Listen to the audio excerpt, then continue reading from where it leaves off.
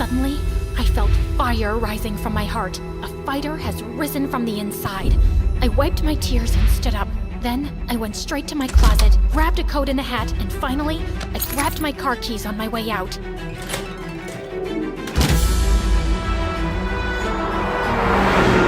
It was still the middle of the night when I drove my way towards Magnus's mansion at full speed.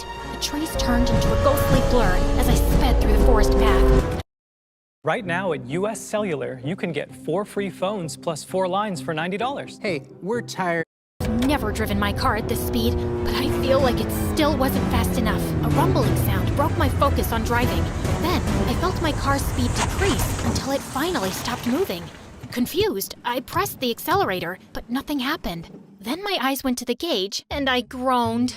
Oh, come on! I was in so much of a hurry, I forgot to stop by a gas station. Are you kidding me? I opened my car door, stepped outside, and kicked the front wheel. The sound of the evening forest suddenly filled my ears.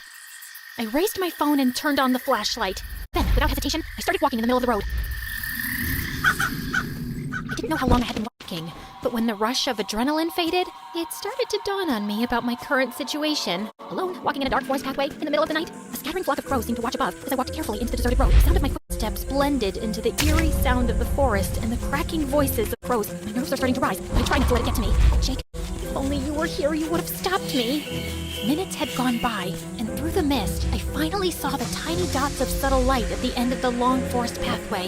It was from the stone lamps in front of Magnus's mansion. I kept on walking, but the crows seemed to get closer and closer, their unpleasant sound getting louder and sharper as if a warning to turn around, to run, and never look back. But I kept on walking.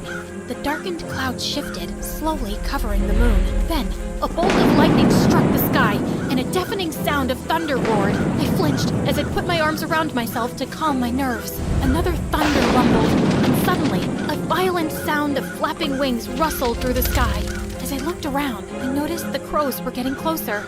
I couldn't help but take a step back as their caws grated into my ears and their menacing eyes bored into mine. Little by little, more crows arrived. Each arriving crow perched closer and closer. In just a couple of seconds, they have started to overwhelm the surroundings. Everywhere I looked, I see no way out. Panic and fear finally took over me, and I cried out.